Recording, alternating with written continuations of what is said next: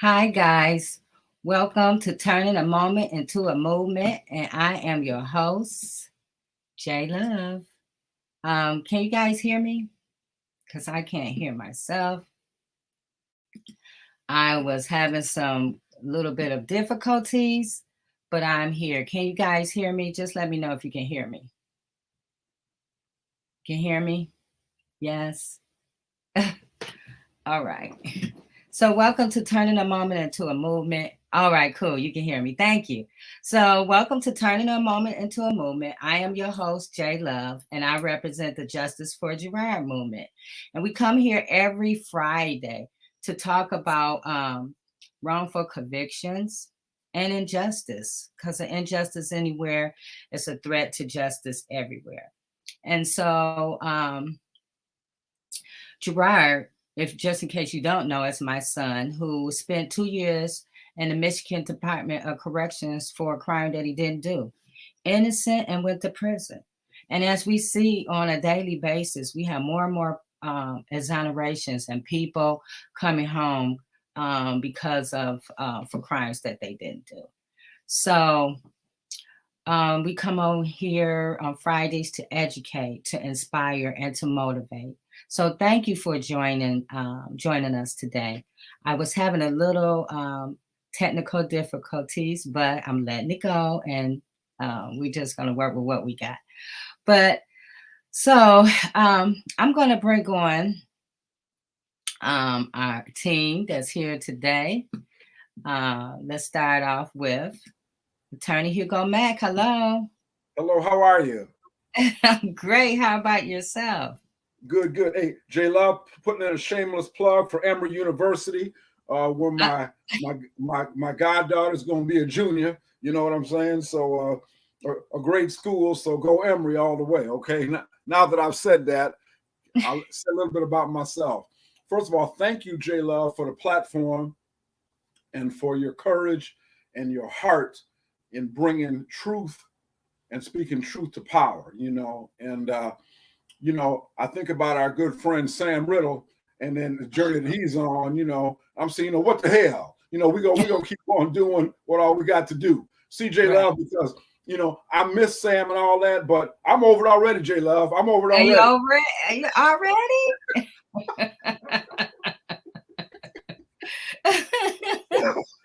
That was quick.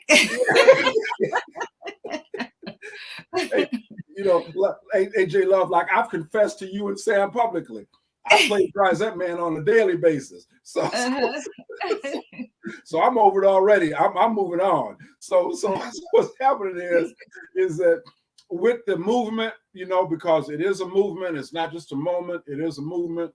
Yes. Even though it's discouraging and hurtful every time we see more instances of corruption, and killings, we know that it has not stopped voices from talking, and so Hugo Mack is my name, an attorney at law, proud to be so through the grace of God, restored.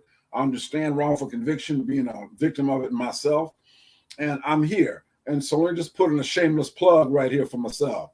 And so, if your car is driving down Trouble Boulevard, before the police hook you up, park your car on Mack Street. Park your car on Mack Street. hmaclaw.com is your hookup. hmaclaw.com is your hookup. hmaclaw.com is your hookup. God bless you. God bless you, Attorney Hugo Mack. And the www.hmaclaw.com is on the screen if you need to get in touch with Attorney Hugo Mack. Amen. Thank you so much. Thank you. So, next, we're going to bring in, hi, Reverend Tia.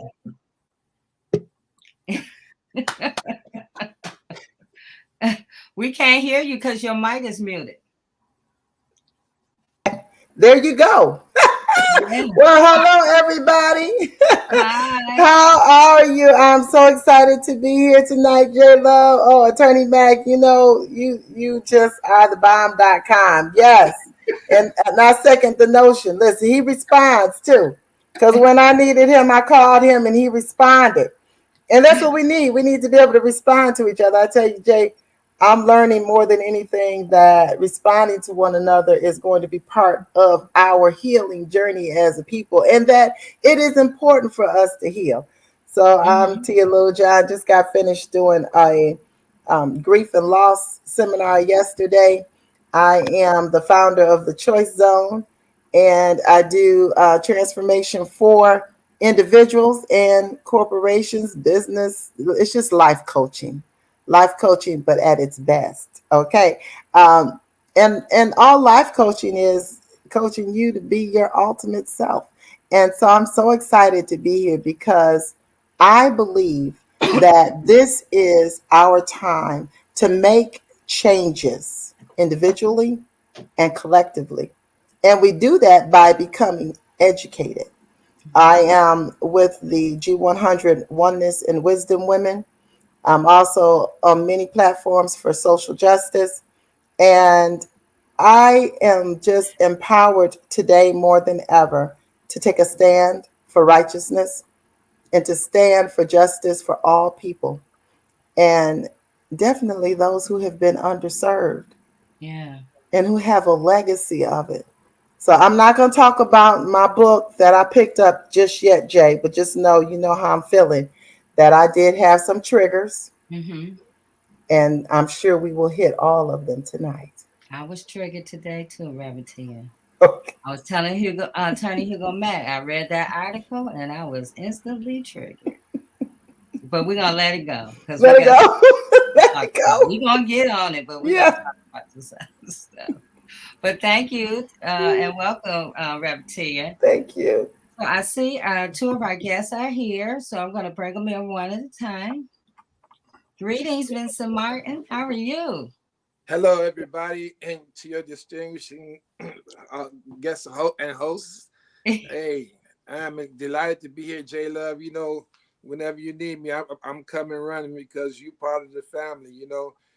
I mean, me and your family are all intertwined. My Yeah, niece and all. I mean, it's yeah. crazy. But the one thing I'm really focused is on the plight of Black people, and basically how we are getting the short end of the stick all the time. We're always first to be last in America. So how Mhm. can we need to see how we come together and learn together to work for each other. You Yeah. know, like I always say, what would happen right now? Because I'm Cuban, just to be transparent. I'm 100% Cuban, but I was raised in the Black neighborhood of Southwest Detroit. So I'm a Black Cuban. I'm a double-edged sword. So how can we sit down here and get the Black community and the Hispanic community to spend money with each other so we build both for our communities? I think Yeah. that's the first step we might need to take. Just putting it out there. And Yeah. I just got for calls right now with Congressman Gajala's office. They're gonna be here next week doing an EJ tour. We're gonna be talking about this Justice 40 Act, which is all part of getting this funding. I mean, this record funding that they bring into America to help. 40% supposed to go to Black community, impoverished community, disenfranchised communities, but they set it up where they want to take race out of the criteria to get funding. So if you take race out of criteria, it automatically moves Detroit to an upper level middle class city, which means we're gonna get minimal funds to come to our city. So I've been fighting that tooth and nail for the last 3 months, and it's been an uphill battle. But guess what? They just extended it 30 days for continued conversation. So we need to start writing the White House and saying you got to put race as a criteria, because you use race for the Civil Rights Act, you use race for the Clean Water Act, you use race for all these acts when it's come to. But when it comes to resource distribution, you want to take race out of it so we don't get our fair share. I mean, it's this is systemic racism, Hmm. environmental racism. All the laws in America has been written against us to Yeah. keep us down. So I yield. Yeah. Like Sam say, race matters. It matters. Yeah. So we're gonna have a conversation about that. And next I'm gonna bring on Reverend Pinckney. Hi, Reverend Hello, Pinckney. everyone. Reverend Hello, Pinckney. how's everybody doing? Reverend Pinckney, you're not a guest. You kind of like Yeah, family. uh, but I have some good news. We're in the process now of getting our 24th person that has been in prison. This guy, he's been in prison for over 45 years, and he's going to be released next. I'm thinking next Wednesday or Thursday. It took us 4 years to get this guy released, and we had to go through all the channels to make sure that we cross all the T's and dot all the I's.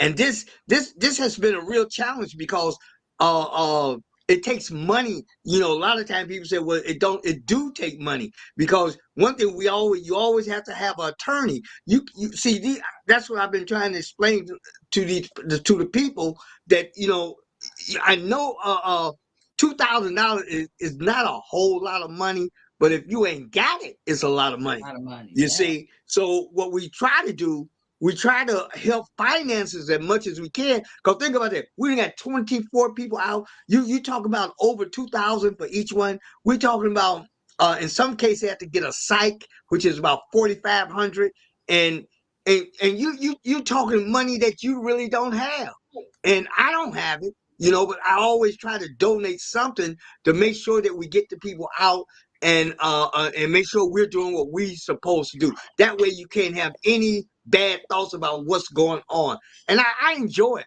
And I'm not the type that, you know, when the guy get out, that I want you to be all, I would like you to join our organization.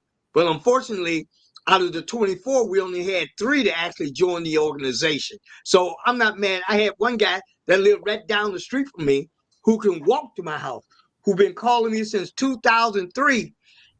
When he got out, he never called or said a mumbling word, or even called me to say hi, thank you, or what. He got out and just went his own way, you see. But that's not why we do it. We don't do it so that you can come and hug us and say how grateful you are. But it sounds nice to do it. And but that does not stop the movement, you see. My job is to leave no one behind. And that's what I fight for all the time. And then we have this water crisis here, which is really crucial, because my organization, we blew the whistle on the governor. You see, we blew the whistle on her and the mayor here. And they don't like whistleblowers, especially if they black. We're not supposed to be smart enough to get anything done.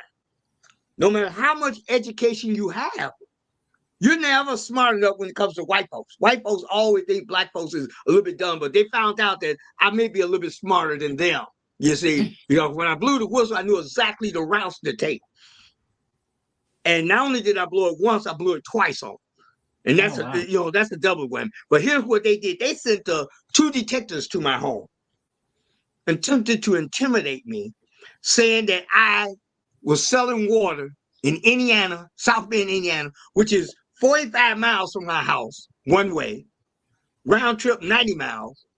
And they said I took water from Benton Harbor to South Bend to sell. How much money are they going to give you for a case of water? You see, and how many could I possibly take? You know, so it's crazy. But then they came up with a doozy. Here's what they said.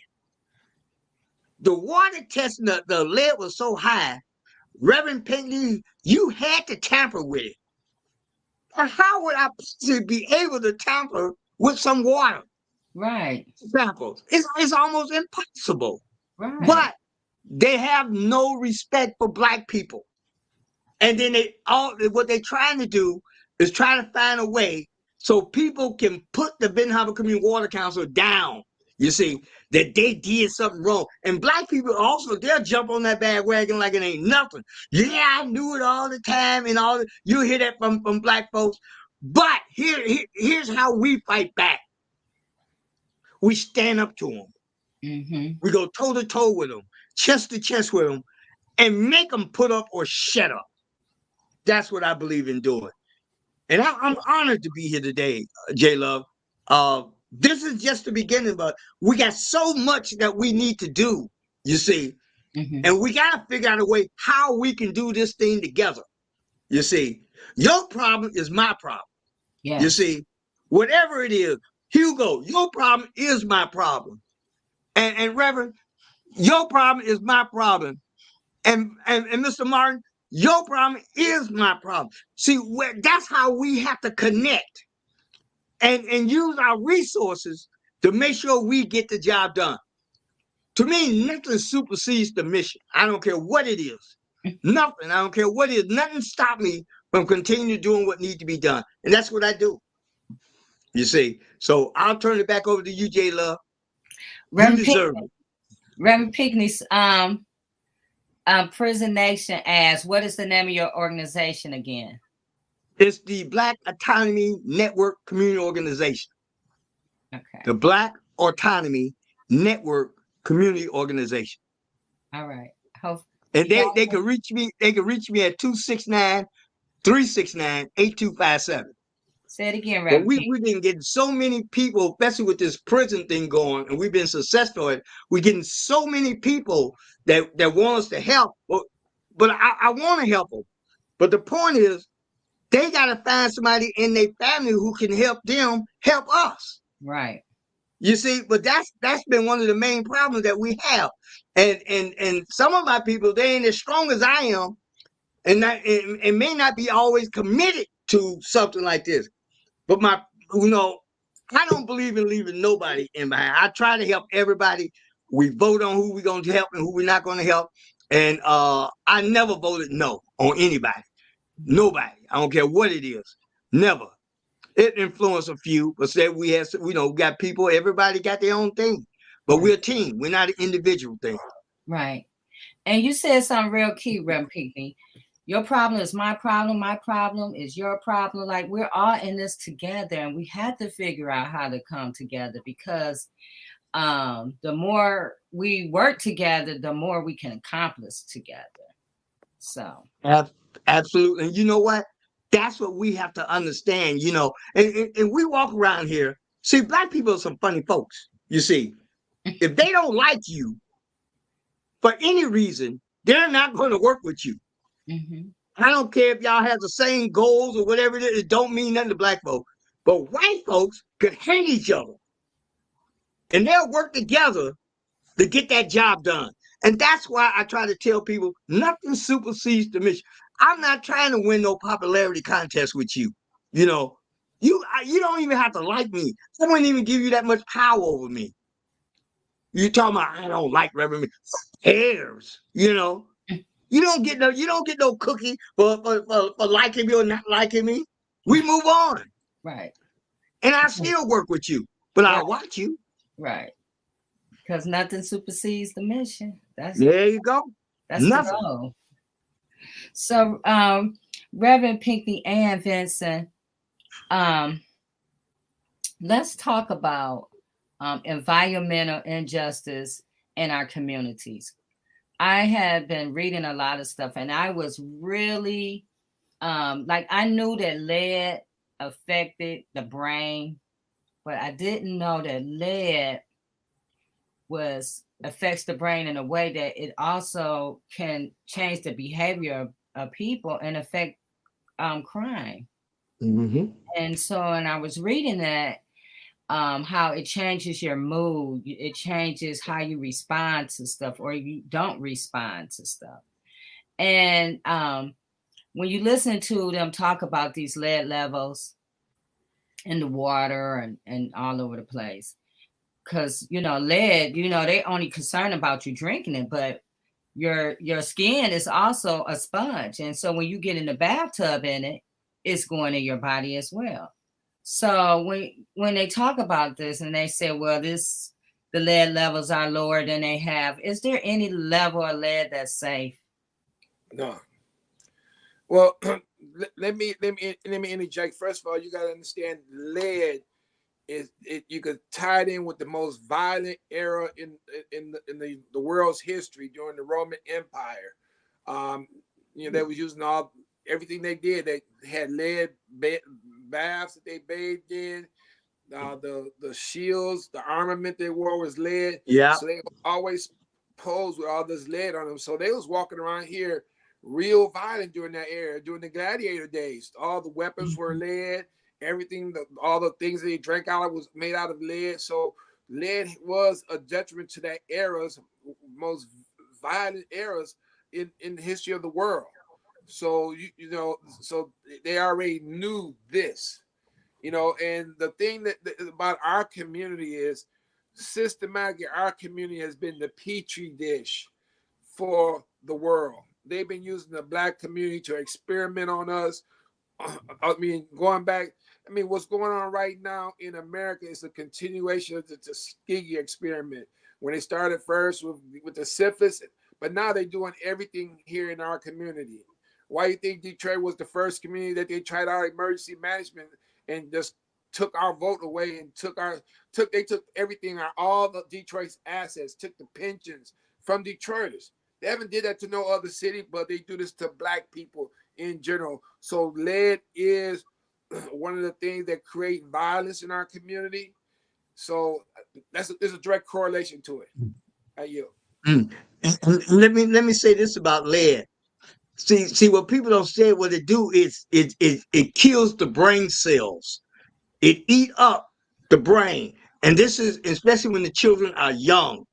When the worst age is about from 0 to about 18. And what it does is just suck the life out of the brain of our children. You see, and you're talking about behavior. It will cause you to become very, very violent, because we see it right here in Benton Harbor. I was in a grocery store, and a little boy about 6 years old had the nerve to call his mother the B word.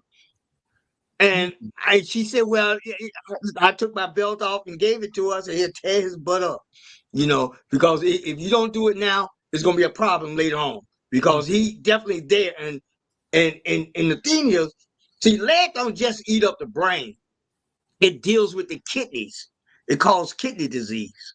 You see, when you never hear nobody dying from lead in the kidney, but you'll hear someone dying from a kidney disease. You won't hear someone dying from liver disease or lead disease, but they die from liver disease. That's what you'll hear. And then heart disease and heart failure. All that lead is what it block the arteries. You see, this is what we don't, and how it eat the stomach up when lead in there. It's so much damage that lead can do, that it's so damaging that you would not believe all the stuff, and nobody can. We have more people on dialysis in this very small community than probably anywhere per capita, and probably in the nation. And here's the thing: we have 5 dialysis centers. 5. We got less than 10,000 people. How do you do that? Yeah. To me, it makes no sense. But Black people listen to white folks. See, here's what the governor came here and told everybody: that don't drink the water because of abundance of caution. Not that the water was unsafe. She wouldn't say that. See, you can't talk to Black folks like that. Because if you tell them because of a caution, they're going to drink it. And I'm going to tell you this. I would say over 50% of the people that live in Benton Harbor are still drinking that water. Still drinking it. Giving it to their children. Still doing it. Because Black folks is hard to, they don't listen. You see, they listen to white folk when they say it's unsafe to drink, then they're not going to drink it. But you tell them not to drink it because of abundance of caution, are they going to drink it? That's the last thing on their mind. We pass out water 3 days a week. And we try to give them, but we have different areas to go. And then, we repeat the same area. So let's say we give them 8 cases of water.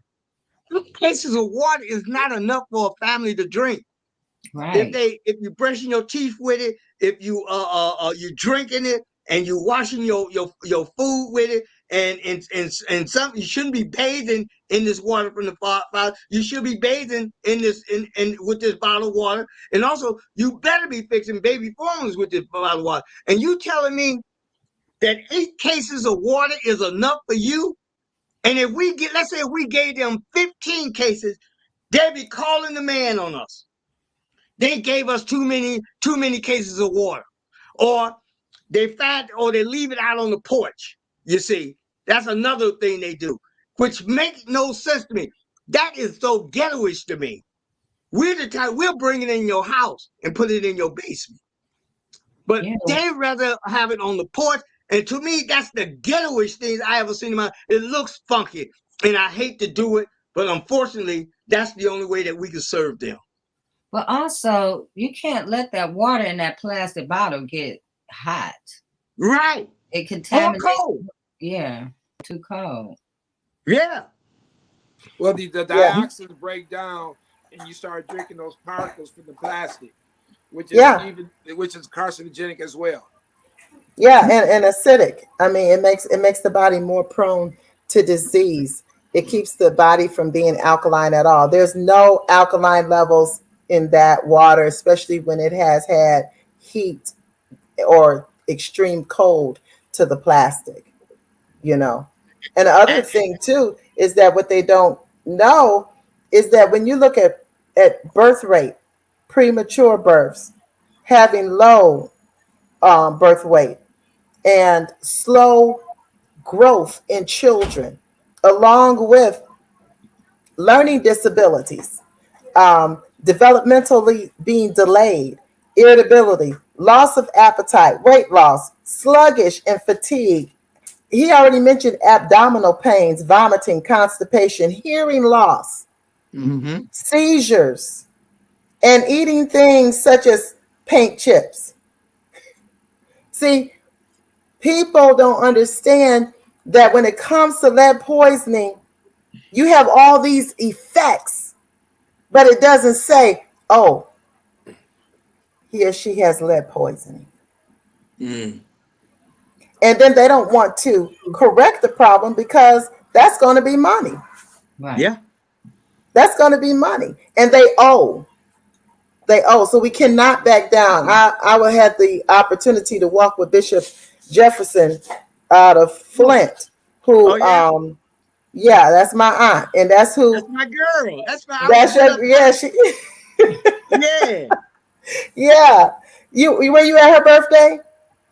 No. As a matter of fact,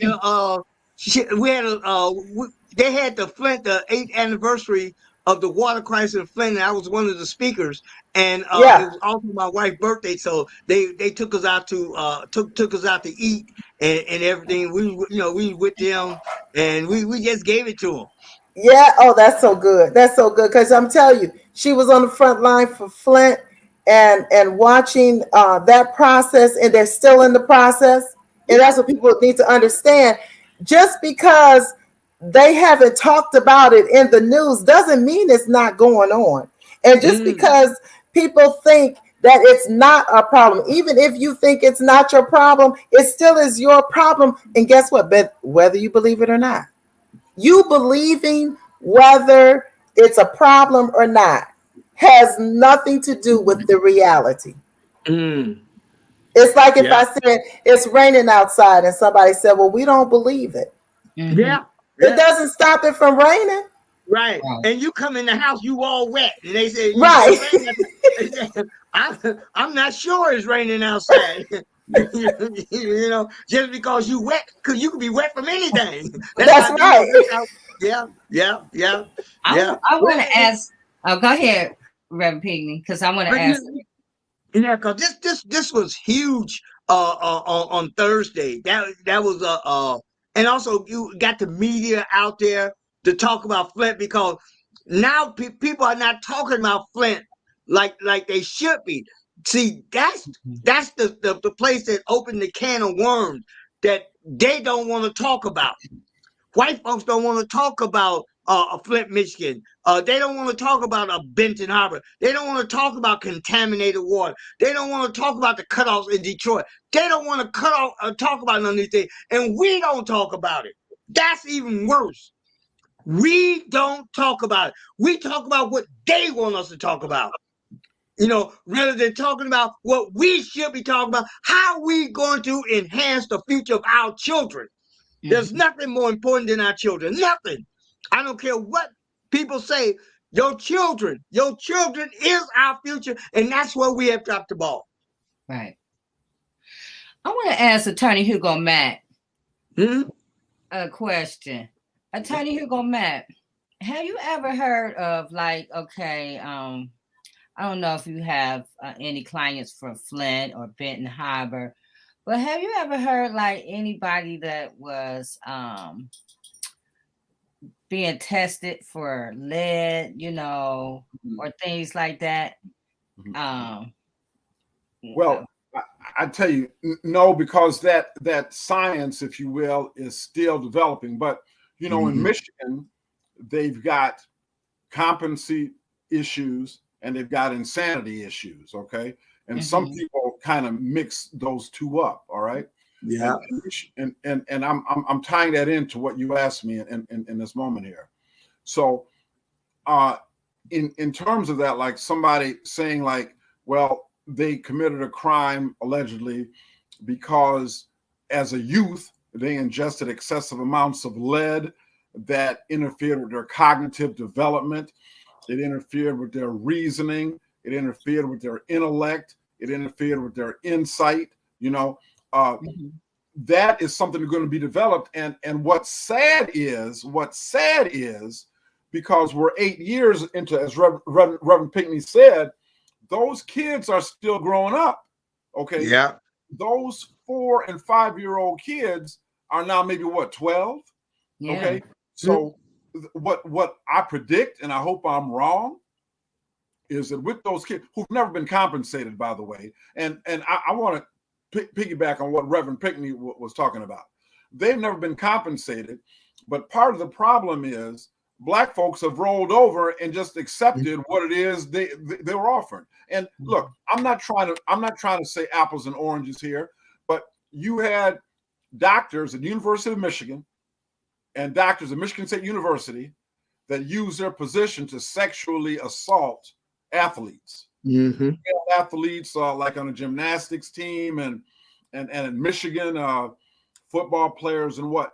And I'm saying they gave hundreds of millions of dollars to compensate a relatively small group of people compared to the kids in Flint, is what I'm trying to say. Okay. And so what I'm saying is that when Reverend Pinckney talks about we don't respond, that's true. We don't. Even with the meager compensation they were offering, I have so many people in Flint who simply never bothered to figure out the paperwork, never bothered to file the paperwork.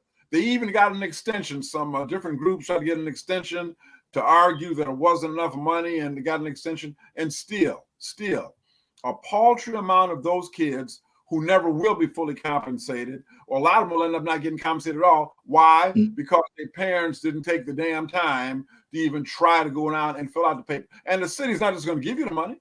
They're not going to go to your house and say, here's $15,000 for your child or whatever that is. So what the problem, J Love, is that it's going to take those kids growing up and the science to try to back that up. But I'll tell you this.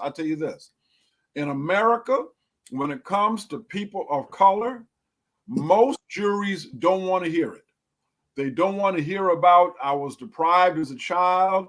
They don't want to hear about I grew up in poverty. They don't want to hear about I had to steal in order to support myself. They don't want to hear I had to sell drugs for my family.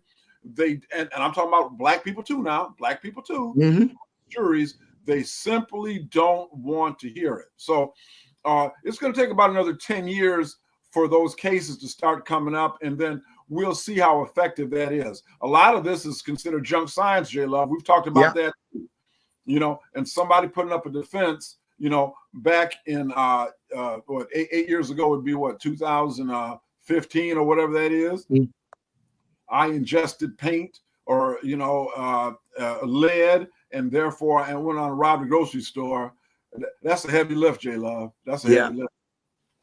Hey, Attorney Mack, when I was in Flint on Thursday, one of the law firms was there, and he told, and this shocked me. He said that there's only about 1,000 cases where people have filed. And he said, and here's the bad part about that. They supposed to do a follow-up, and they lost almost half of them. I was totally shocked because this is the way we act. See, if it's not happening right now, and we can't see it right now, we're not going to get involved. And here's another thing. These guys that we be trying to get out of prison, we try to get their family involved. They be so scared that we're going to ask them for money. Just this week, I told this guy that we voted to help him, right? So I told his family that we'll foot most of it, but you have to provide some of the money yourself, you see. And you know what? She came to my house and asked me for all his paperwork. And I was in total shock. I could not believe, but I know that's the mentality that we're dealing with as Black folks. You talking about Flint got 100,000 people there, and you got only 1,000 people that signed in Benton Harbor. We got 10,000. We got 200 people that have signed up for the lawsuit. Unbelievable.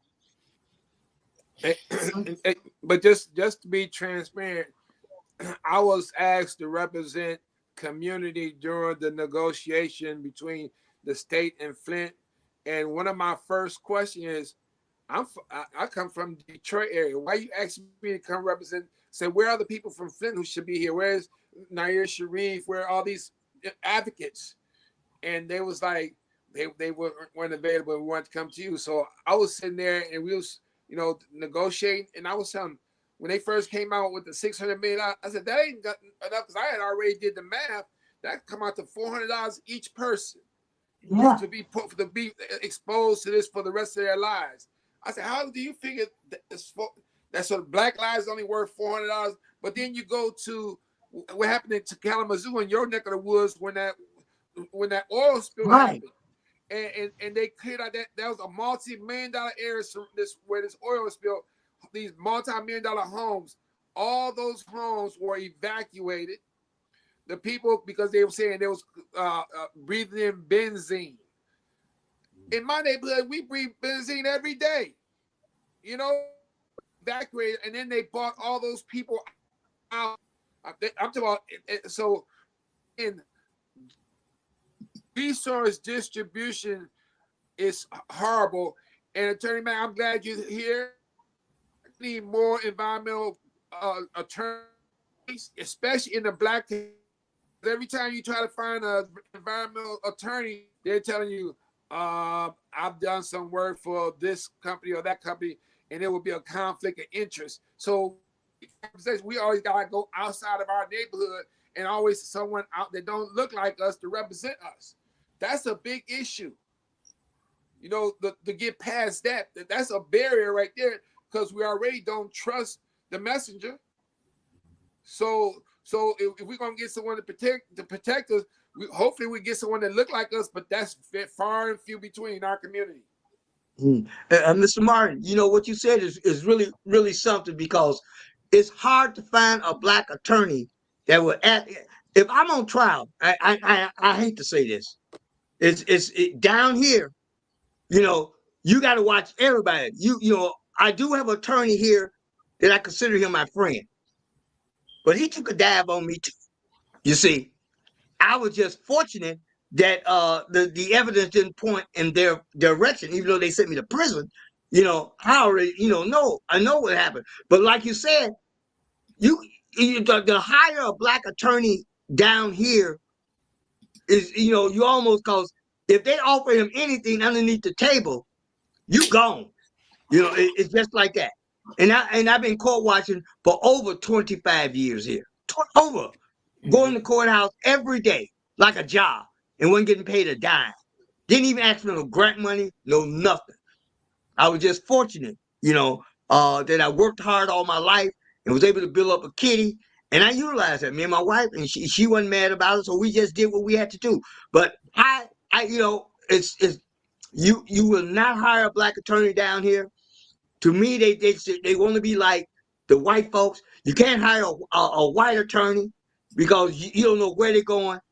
I made friends with this guy probably 20 years ago. I know he took a dive because his son was up for child molestation, and so he had to choose between his son and me, and you know what that means. I didn't have a chance in the world. You Yeah, sacrifice. yeah, but it comes with the territory. I understand this. You see, if I can do something to help somebody, take the bullet. You see what I'm saying? Because they'll find a way to make it right some kind of way. So I'm just good. I just want to get out here and make sure that we take care of our people, because that is something that we have failed to do. Just take care of each other and build that foundation for the future of our children. And we're not good. We're resilient. We are resilient to those fallacies, to that mind thinks, because remember, we got to start thinking on a higher level to build our community up. We got to start thinking higher of ourselves. Yes. I was going to say, we got to love ourselves. Yeah. And so when you don't have love for yourself, you don't have love for anything. And Reverend said in the chat, we have to investigate and invest in ourselves. That's part of loving yourself. Jay, light up some incense for love. Light up an incense for love. Right. Burn some sage. When we're talking about lead. We're talking about, what you say, Vincent, benzene. We're talking about all of these things that we're inhaling and breathing. You don't hear these in these suburban communities. No. I know they were talking about building something in Detroit where, and I can't think of what they were doing, but anyway, it would blow down in Redford and Livonia. They scrapped that. You know what I'm saying? Because, they're not going to accept that. But in our communities, we just have so much work to do because we think it's all normal, Yeah. I rode through Southwest Detroit my hood day 75, and I saw the refinery down there. And I saw how close the houses are to that refinery. And I was thinking, is this an area that they have high cancer in? And you got this refinery right next door. It shouldn't be no houses over here. It should not be houses on the same block as a refinery. But, how do these things happen in our communities that go unaddressed? And then, hey Caleb, I'll tell you exactly how this happened. It's called the permitting process that they have in the state of Michigan. You got to understand, you can have 1,000 companies in your neighborhood, and they all could be emitting 25%. That's like the maximum, but they don't ever take into effect the cumulative effect of all those coming together. And then when all those gases come together, what do it becomes? It becomes, and then they got to bind into these monitors. I've asked some scientists that designed the monitors, say, now when all these chemicals mix in the air, do these chemicals become fugitive to the monitors? This was during a big forum. They said no. They said no. We can't answer. But then after the meeting, they came back and said, Mr. Meyer, I want to tell you, you were absolutely right, but we couldn't say that because our funders would not. So in other words, the truth is not being delivered to our community about what we're going. I mean, our biggest nemesis is PM 2.5 and PM 10 particles. Those are the emissions coming out the back of your car, coming out of the smokestacks at the plants. Well, all this gas be carrying metals. When you sit on here and you start breathing regular air, you think you're breathing air, you get those small particulate matters that you breathe into your system. Once it goes into your system and through your septum and all into your body, then it gets into your bloodstream. When it gets into your bloodstream, those metals start affecting your vital organs. So when you start you start seeing, that your pancreas don't create enough insulin to keep your sugar low. You can, you cannot. You start getting gaining all this weight because your body start going to fat storing and things of that nature is because we are manufacturing type 2 diabetics because of pollution in our community. And they don't want to tell you that. No, they rather say you eating you eating too many carbs. Yeah, and they would rather go ahead and build some dialysis centers. Yeah. Because I put in the chat, the corporation is king in America. So as long as the money can be made, and that's what people who are underserved need to understand, is that we the people, aren't we the people? Number one, we the people are not cared for because it's not a corporation. And that's how America has operated. And you still That's why it started with us as we were the stock market. Right. And we're still 3/5 of man in the laws of this land. It still hasn't changed. And and Dred Scott is still live and kicking, has never been overturned. So that's right. You know, the Civil Rights Act was written, but they never written no enforcement in protection. That's right. Well, go ahead, Attorney Matt. I know you got lead early. Well, I may not. I may not. Look here. I've told people to wait on me in the past. I think I'm gonna do it again tonight. So, but see, I also wanted to chime in with this in terms of the corporate power. See, when the United States was formed, when the Constitution was written, corporations didn't have the power they have now. You see what I'm saying? And because a corporation is like a pseudo person. In other words, it's not it's a construct. Corporations can own property. Corporations can speak through attorneys, through a case called Citizens United, a terrible Supreme Court decision. Supreme Court decision. Corporations can put in money as free speech. Corporations have a right to free speech. The only thing corporations can't do is vote. Okay, and so, but they damn sure can influence the vote. So exactly. So what's happened is that now corporations, see, like I said, originally corporations had a shelf life. In other words, they lived for a certain time and then they were dissolved as a matter of public good because they did not want corporations building up power over time. But the way corporations have evolved in the United States now, corporations exist literally in perpetuity. I mean, there's letters of incorporation, paying taxes and what have you. But General Motors will be here forever. Okay, will be here forever. That's a corporation. So when they let corporations have the ability to put in money and give them a right of free speech, of course, you all know that influences with private monies who these people are backing and who's getting elected. They will flood the market with lies and misinformation, and I have to say something. I mean, I love myself and who I am, but we've got to be the most gullible people on the face of the earth. We are the most. We are, and please, no hate mail, no hate email, please. Okay, no hate email. You getting some hate mail. You getting some because we can't accept reality. Don't say it to me. You getting some hate mail now. You earned it for that statement. Look, here's something that one of the things, it doesn't seem like it's a lot of us out here fighting, but it is. But we're just so scattered. Yeah. And one of the things that corporations do, they buy and sell human beings. Yeah. You see? They buy and sell you. When they don't need you no more, let me give you just a perfect example.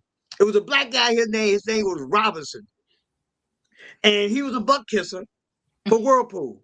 He helped destroy the school system. He would tell the board how to vote, give them a few dollars underneath the table. He was the one who passed the money out for Whirlpool. And when they didn't need him no more, he's homeless now. He was making six figures for these guys, passing out, controlling the elected officials, the commission, and controlling the school board. He'll sit at a meeting and give them signals, and they vote, how to vote on everything. And then when they didn't need him no more, they sent him to Chicago. And when they sent him to Chicago, he had to find a place to live for himself. And he's homeless. You see him now, he's like a bum. And I can't laugh at him because I don't laugh when I see people that has fallen. But Right. I don't associate with him because I would never associate with a sellout. If I owned a barbershop and a sellout came in my barbershop, I would not cut his hair. I wouldn't do it. If I owned a grocery store and a sellout came to buy food for him and his family, I would not sell him. I won't do it. If he need to buy gas, if I own the gas, I would not let him do it. If he pumped the gas in there before I get out there, I'll suck that gas out of his car. Well, that's how serious I am about this. See, this is what's hurting us and killing us. Yeah. These folks selling out and saying things that they know is not true. Like this mayor we got. This guy was a Muslim brother. Mr. Louis Farrakhan was at my house when he told his brother to run for mayor. And he asked him, he said, will you take care of the people? He said it 3 times. Each time he said, yeah. Soon as we got him in there, this guy went berserk. I'm the mayor for everybody. This is how it's gonna be in a pack with white folks. Just they going nuts, clapping and everything because they already knew who he was. But these are the type of people that have destroyed us and our children, and that's why we have to stand up and fight. Yeah, you're right. And they're in every institution. They're all the sellouts is all over the place in the way. Yeah, everywhere. You the barber, you'll run out. Look, you won't have no business. You can't take nobody here. Everybody's a sellout. Yeah. And I turn it back. You can't get no clients because they all a sellout. you say, oh man, I'm gonna starve to death along with them. So they're here. Prison Nation wrote in the chat, the Florence Crane Facility, Lakeland Correctional Facility, and other MDOT prisons are known to have asbestos. When I was incarcerated at Lakeland, there were signs posted on the walls in the health unit, even warning of the asbestos. And in the sunlight, we see all this stuff floating in the air. That's why so many of them come home so sick. That's right. So sick because of the stuff that's in there. First of all, you got to understand, these buildings are old infrastructures. They kept asbestos to wrap around the pipes, keep them from busting and things of that nature. So and things only have a lifespan long, and then they start breaking down. Just like the same thing as the lead pipes in Flint. They put them because to keep it from leaching, but it breaks down into the water. I mean, money been building black community structure. All they've been doing is putting a Band-Aid on the ulcer. They've been letting us get the ulcer, put a Band-Aid on it and say, keep on stepping. So we just figure out, that's why that's why I'm been talking to Sam, fireside chats. We was getting COVID happen. And and that's been a 2-year hiatus, but we need back to how we can sit down here and how we need to actually get together and figure out how we could get this key to take this Justice 40 lock and bust it open, so how we can get those dollars, because guess what? We're gonna have to figure out the combination, but white folks gonna get it. If we don't do it, they gonna get it, and those are dollars earmarked for our communities. So we too busy worrying about this, that, and the other. But we need to figure out what are the census tracts that's gonna be eligible for this money. What are the requirements? What you gonna need? All that needs to be talked about now. And that's the problem. We always late to the game. We don't prepare to be participating in the game. We always want to come in at the last minute and put me in. You're not ready. Reactive. We're reactive Right. instead of Mhm. being proactive. Mhm. I know, Vincent, the mat plant, that area, the people over there, they've been complaining about the air quality, but they were so insistent on putting another plant in that area. Now you got one plant that's been over there, the Jefferson plant, and then you put another plant right next door, and you don't think that's going to contaminate those people in that area? That's right. It's No just, fair. yeah, gentrification is Mhm. called killing you with 1,000 cuts. If you start getting these things in your air, you start breathing in these airs, and you might have a long life, but you're gonna have a long sick life going to the doctor all the time. If you do have any kind of windfall, it's gonna be taken up because you're gonna need long-term care eventually if you don't have no family to take care of you. There's so many mechanisms to steal Black wealth. That's the biggest thing. How can we nurture and build Black wealth in our community is the number one priority I think that we need to start concentrating on and working on, because we need to start owning our communities instead of letting outsiders own our communities. Because Outsiders come in and make millions and take the money Yeah. home. And the money never circulate. And It the don't money, circulate in our community. The Right. dollar got to circulate inside the community. Right. We don't own no stores. We don't own no gas stations. We own barbershops and beauty shops, but we don't own a grocery store. We don't own none of these things that keep the dollar circulating in our community. We don't own that. We don't even own health centers. You see. But here's something that we haven't talked about.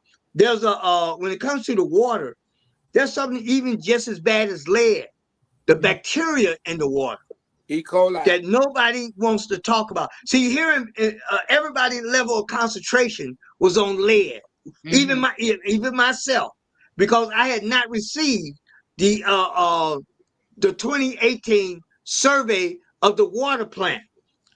It was there, but I never read it. It's 35 pages long. And I never read it until we filed that petition with the EPA. After I filed that, then I read it. But we had already filed that part of the petition, and we couldn't actually go back and talk about the bacteria unless we filed the second one, which they will probably find a way to really eat me up if we did something like that. But the bacteria at the water plant, at one time, they were talking about it would take $25 million to resolve the Benton Harbor the Benton Harbor water plant. $25 million. So here's what they did. Only in Black communities they do this. They bypass all that work and put in I think fluoride and a disinfectant. Somehow that has neutralized the bacteria according to them, which we wanted to see the data. I want to go step by step and go over the data so we'll know what you're saying is the truth, because I know you lie to Black people. I don't take your word for nothing. I don't. It's You not have to even show good me. for you. Yeah, you have to show me in writing and how you got to this point where there's no now the water is safe to drink now all of a sudden, and you haven't put the $25 million in there. You have to show me, because I'm not that naive to believe something like that. And they, once again, they get mad at me. They always, and that's one of the reasons why they sent these state police to my home. Don't send no cop to my home, because he might be trigger happy. I do not go for mess like that. But I'm going to continue fighting for my brothers and sisters until that day my number be called. You see, but remember this, it's not just the lead in the water. That bacteria is just as bad as lead. You see, Well, but they don't want Black folks to know this. You see, nobody. If you had talked to somebody here in Benton Harbor about bacteria in the water, they'd probably laugh in your face. Because they don't know. Black folks don't read. Most of them, I shouldn't say all. I ain't saying all now, because my wife will get on my back. But I'm gonna say most of them don't read. And it was 35 pages through the report. I didn't read it myself. There was so many. I didn't read it until 2021 from 2018. But this bacteria will kill you. Yeah. Attorney Matt. Well, another thing I wanted to talk about, we talk about there's also an incinerator also too, not just a refinery. I can't remember what part of Detroit that's in, but there's an incinerator that's causing asthma, all kind of skin rashes, just air pollution in and of itself, eye problems. So, we are consistently in that neck of the woods. But, once again, and like I said, forward all your hate mail to J Love. Don't send it to hmaclaw.com. No. Attorney Matt, you got to get at least one. Yeah. We can't let you got to get one. Okay, well, look, you know what? I'm gonna write a hate mail to myself and forward that to J Love. That'll do it. See, part of the problem with us is also this. Now, that last election, that mayor, they had 17% of the people in Detroit vote, man. 17%. And you know what? We didn't have no voter suppression in Detroit. We didn't have no police standing at the precincts in Detroit. Okay, we didn't have white folks with clubs sending black people in Detroit. 17% of the people voted because that's all who wanted to vote. All right, that's all who wanted to vote, and that is a simple fact. They had this thing, Proposal P. I thought it was a good plan myself, but they had prominent black folks saying it was a bad idea, and corporations. Yeah, you know what I'm saying? Bad idea. But I tell you what, they managed to get them casinos, and I'm not speaking against Mr. Barton or anything, but they managed to get that's one black business that got into them casinos. But who would that ultimately benefit? Who is that ultimately benefiting? Now, they say, well, the casinos are the black-owned casinos. I think Dave Bing had something to do with that too. The black-owned casinos, they pay taxes in the city of Detroit. A pittance compared to the lives that are destroyed when them people with gambling addictions, they go in there, they got stress, they committing suicide, they're losing their houses. So, we bear a responsibility also when we don't elect people that mandate looking out for us. You understand what I'm saying? So all of that would not exist. I'm going to say this, then I'm going to get off my soapbox. Black people voted in droves to approve recreational marijuana. Man, don't nobody be telling me, man, I got a right to, alcohol legal, all these sociologists, all right, who ain't never been by nobody's school, okay, all these sociologists, these street hustlers, these keyboard PhDs coming in here saying all that. Well, now black people are going to be the main ones to suffer the carcinogens from marijuana. When's the last time you saw a filter tip on the edge of a marijuana cigarette?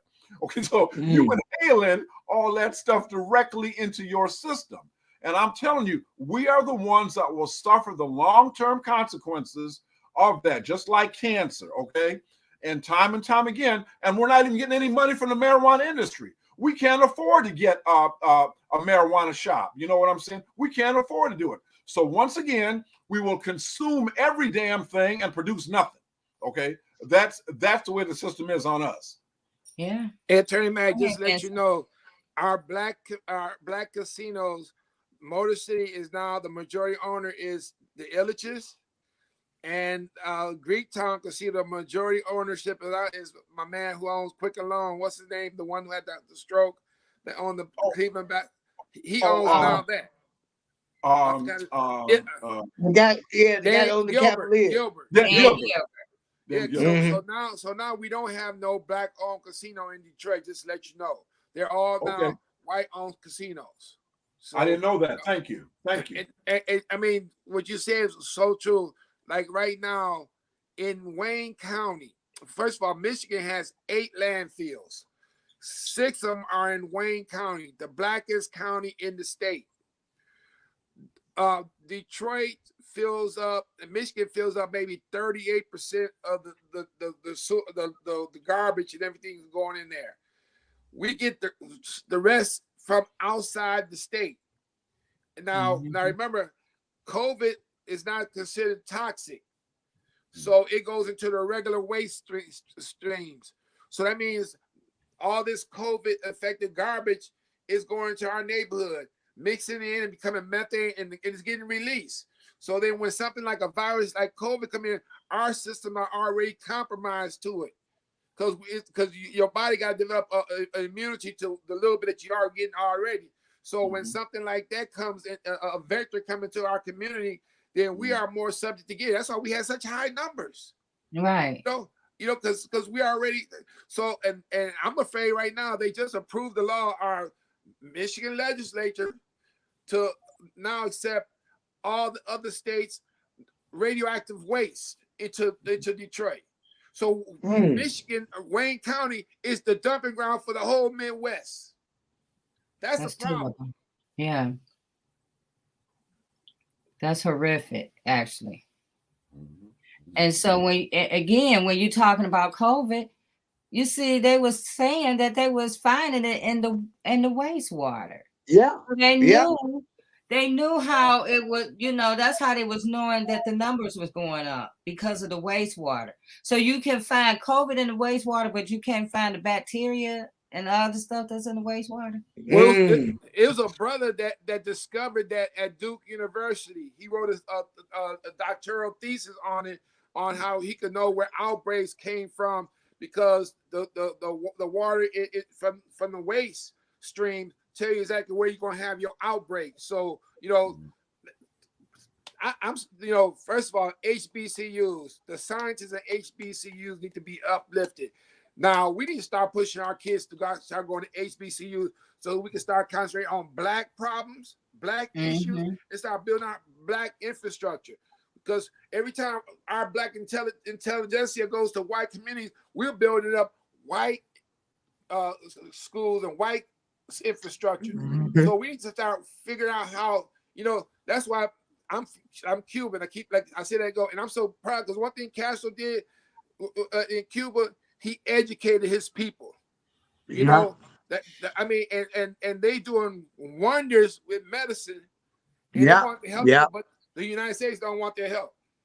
No, absolutely not. Hey, I take my hat off to Castro too, because they're training medical doctors. See, a Black person can go there and become a doctor, and a good doctor. See, that's the difference. They can go to Cuba and go to medical school there and become a good doctor, because they have good doctors over there in Cuba. Not only good doctors, but great doctors. But look, I got to go to another Zoom, but I just want to tell everybody, we're having an Occupy the PGA here in the city of Benton Harbor. It's a mass demonstration. It's all about the stolen land that these white folks, these corporations stole from the city of Benton Harbor, and we're protesting that.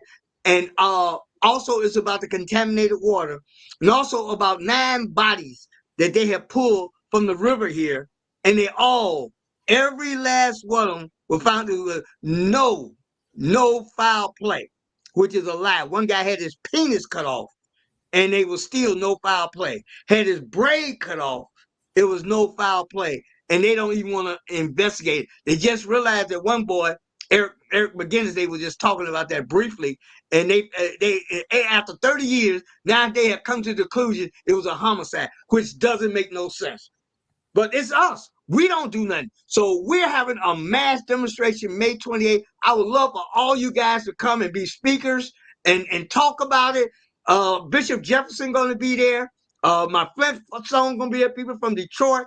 And we just going to have a good time and show folks that we can do things. I'm inviting Hugo, the Mac, Mac, J Love, Martin, Reverend, we need you there. We need you, because if we fight together, we can win.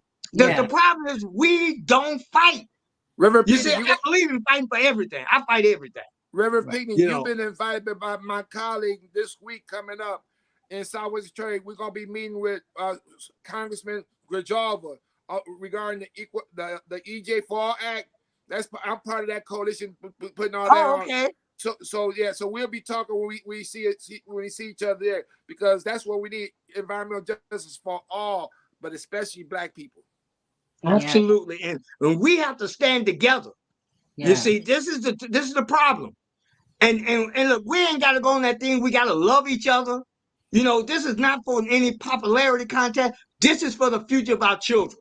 That's what I look at. And on that note, it's an honor, always, Attorney Mac.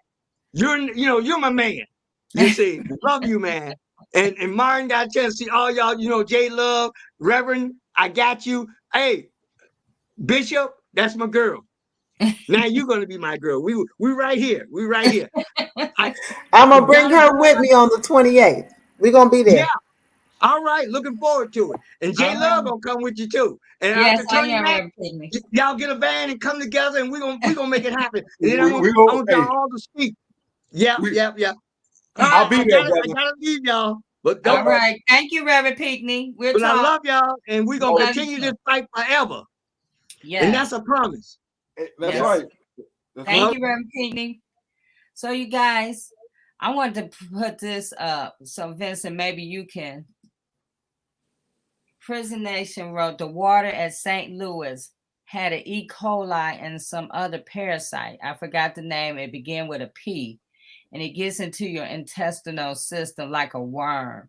These are facts. Again, the CEOs all knew not to drink the water, but the prisoners all had to drink it.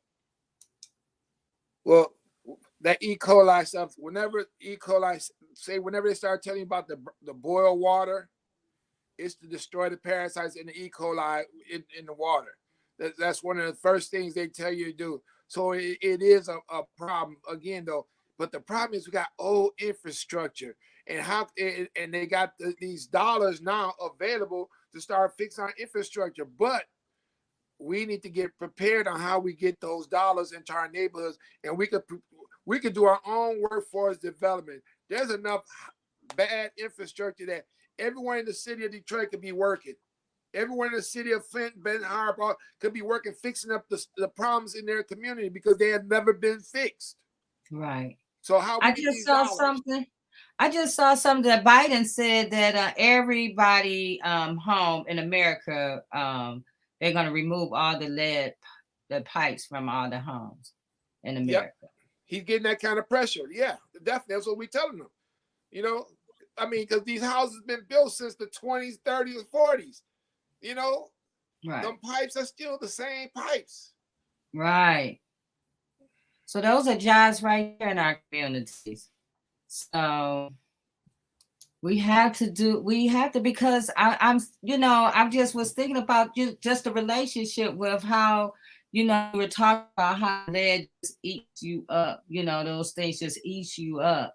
And I'm sure, we be hearing about stuff that's going on in our community, crimes that's going on, that sounds just so insane. And I'm sure, Attorney Hugo Mack, you have gotten some that just sound really insane. And I'm sure people don't wake up and say, I'm going to do something insane.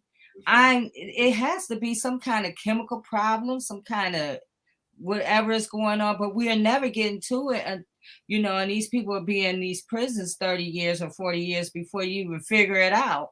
Right. That is environmental. Right. And see, part of the problem too, J Love, which is why I've done what I can to support the Good Time Initiative, because we cannot count on the legislature to act, especially a Republican legislature, and sell out Democrats, by the way, to act. So, we've got to try to put this on a public referendum. We have to. And so part of the problem is, you are so right, with people spending these basketball score sentences, and believe me, I ran for county prosecutor. Okay. So I want to be very clear here. As all my 40 years of doing criminal defense work, I'm telling you, Richard Pryor was right. Thank God for penitentiaries, because what I'm saying is there are some people who simply need to be separated from society. predatory to the max. Okay. And so, and believe me, I spent some time with them. Okay. So, but that by far is not the majority. You know, that isn't even a significant minority, J Love. That's a severe minority. So what I'm saying is, I can tell you from personal experience, if you put a man or woman, you give them a 30 to 80-year sentence. We in society have proven our point to that person after no more than 10 or 15 years, J Love, because after that, we're just kind of like going around in a circle. I mean, do you understand what I'm saying? So that person is not going to get any better rehabilitated wise after 30 years, in my opinion. In my opinion. So what I'm saying is, when we allow a system to keep people in warehousing and give them no hope, remember, 85% of the people within the Michigan Department of Corrections are coming out. So it's not like people are going to be gone forever. You're not going to see them. They're going to be on the same streets that each of us live on. Okay. Right. And we won't even know who they are, but they'll know who we are. They'll know who we are. Okay. And if you have a person coming out bitter, vindictive, we're not safer, J Love and Vincent and Tina. We're not safer. So I guess for me, when I look at the system and I look at the cases that go on, you're right, J Love. People are being influenced in terms of society, the neighborhoods we come from.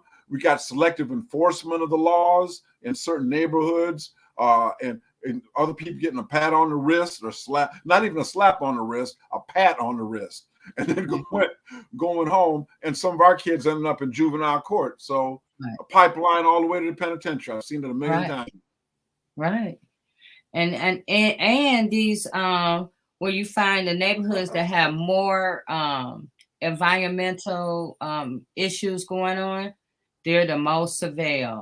They're the most policed. That's right.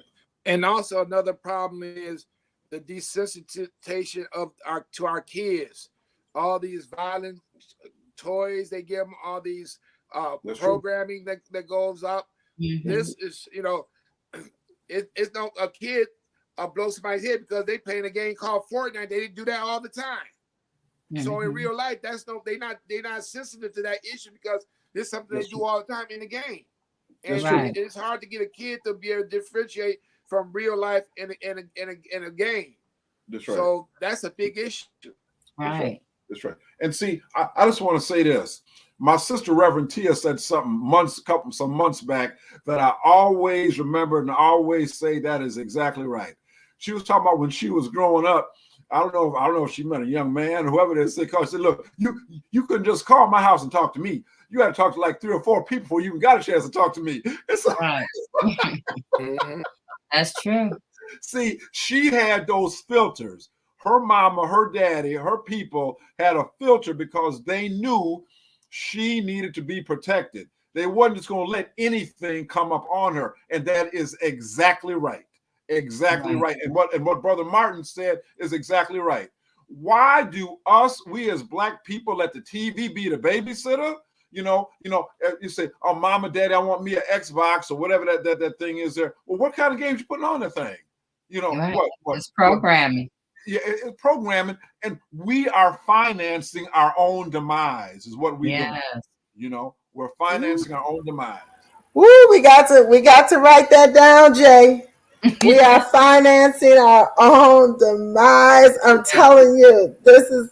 You know what? You are so right. We have got to take our families back. I am an advocate for that all the time.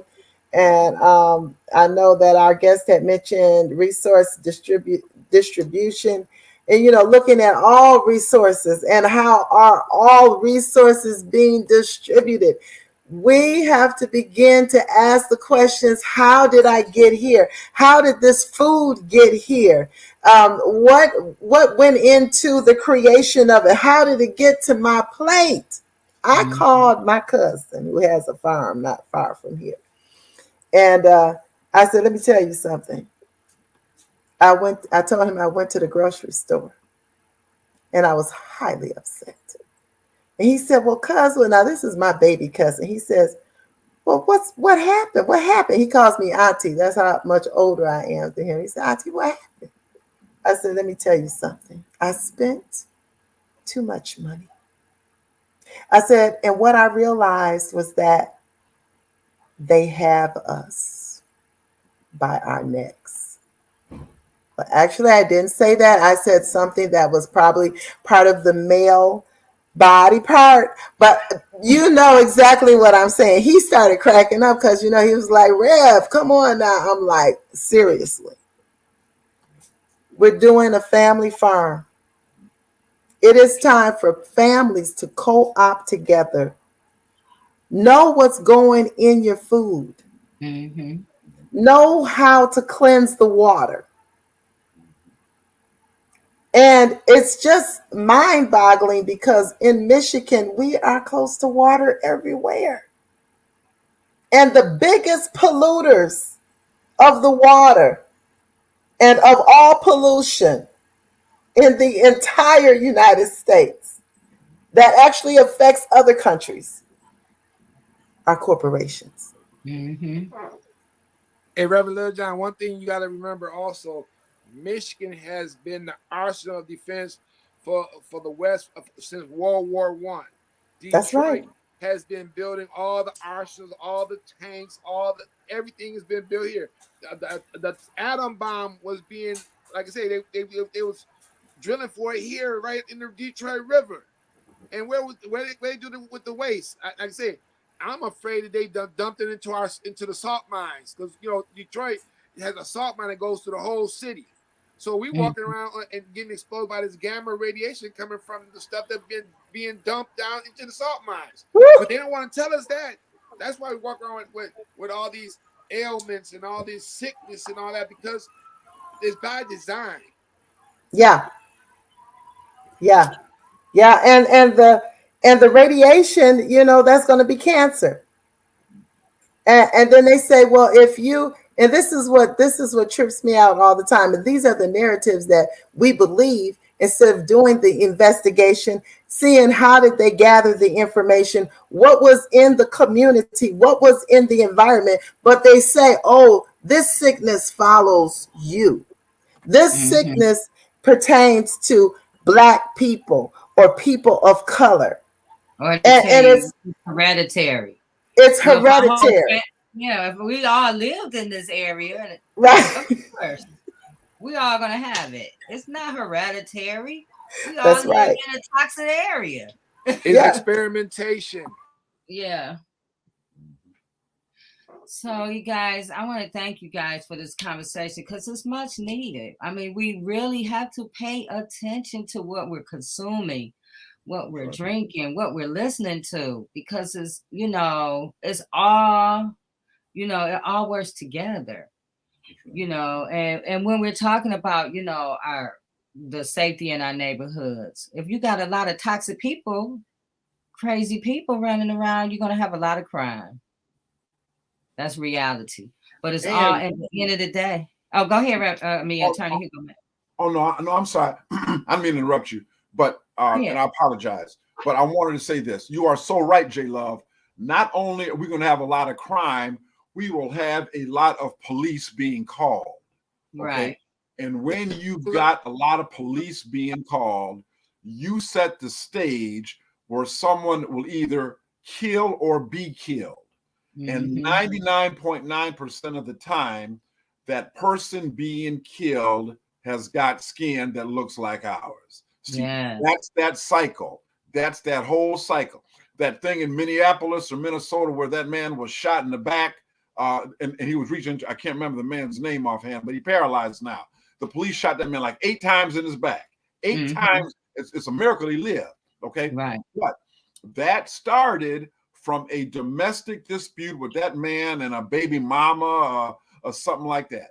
Had that dynamic not occurred between that man and that woman, that man would be walking upright today. Okay. He'd be walking upright today. So you're so right, J Love. A lot of crime means a lot of police. And here we go again. Right. And the cycle continues. Wrongful convictions continue. Right. That's right. We just had a young man who was in there 15 years. They knew within months that he was innocent. But it took 15 years to get him out. Yeah. I mean, I listened to a case today that a young man, he was 18 or 19 years old, wrongfully accused of a crime, wasn't even there. He's been in prison 30 something years, and they know he's innocent. The courts know that he's innocent. But because of a technicality, he's still there. Because other than if I think in Missouri, you only can be get out or found innocent on death row. But if you're innocent and still in prison, where he got 100 life plus 90 years, that's like death row. I mean, that's basically death row. But he's been in there.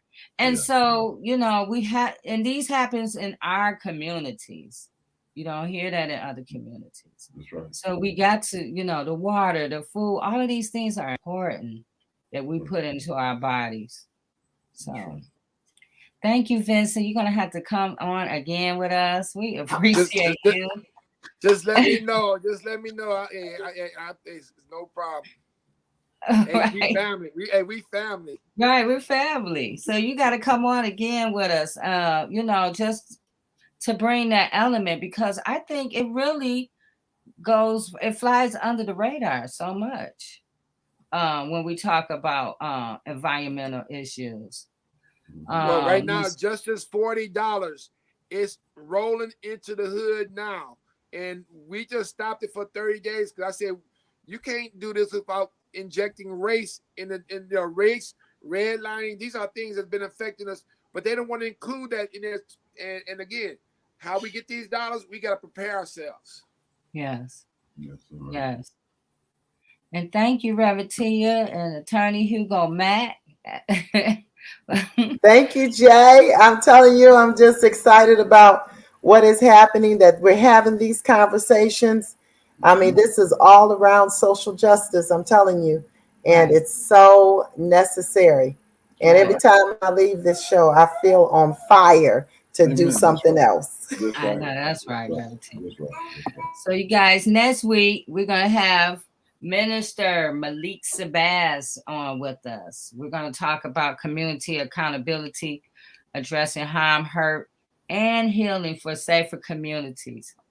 And as well, we talk about the Justice for Gerard movement. If you want to know more about Gerard, go to change.org/Justice for Gerard. Please sign and share the petition. So until next week, thank you for joining us. We appreciate you, and we'll see you next Friday for turning a moment into a movement.